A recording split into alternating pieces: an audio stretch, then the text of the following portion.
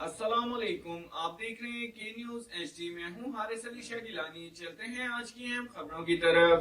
تازہ ترین خبروں سے باخبر رہنے کے لیے ہمارے ساتھ رہیے۔ رخ کریں گے کراچی کا، جہاں سے رپورٹ کر رہی ہیں ہماری لیڈی رپورٹر عروج خان۔ وزیر اعلیٰ ہاؤس 27 اگست 2025 وزیر اعلیٰ سندھ سید مراد علی شاہ کی صدارت میں عید میلاد النبی صلی اللہ علیہ وآلہ وسلم کے حوالے سے اجلاس ہوا۔ آپ صلی اللہ علیہ وآلہ وسلم کی ولادت دنیا کے تمام انسانوں کے لیے باعث رحمت و شفقت ہے۔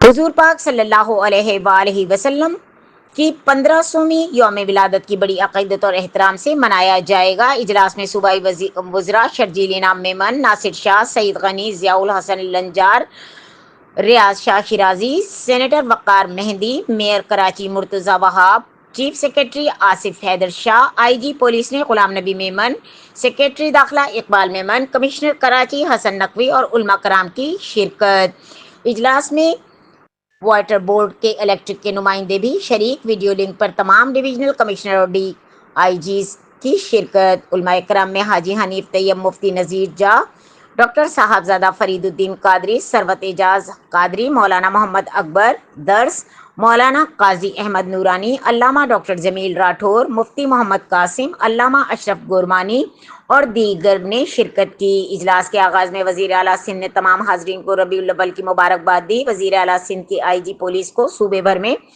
ربیع الاول کی تقاریب کو مکمل سیکورٹی دینے کی ہدایت بھی جاری کی۔ تمام ڈویژنل کمشنر اپنے شہروں میں صفائی ستھرائی اور یقینی بنائیں۔ جہاں جہاں سڑکوں یا نکاس کے نظام کی مرمت کی ضرورت ہے، انہیں فوراً درست کیا جائے۔ سندھ کے الیکٹرک، ہیسکو اور سیپکو کو کمشنر کے ذریعے بجلی کے باقاعدہ سپلائی کی ہدایت۔ علماء کرام نے عید میلاد النبی صلی اللہ علیہ وآلہ وسلم کے شایان نشان منانے کے لیے مختلف تجاویز دیں۔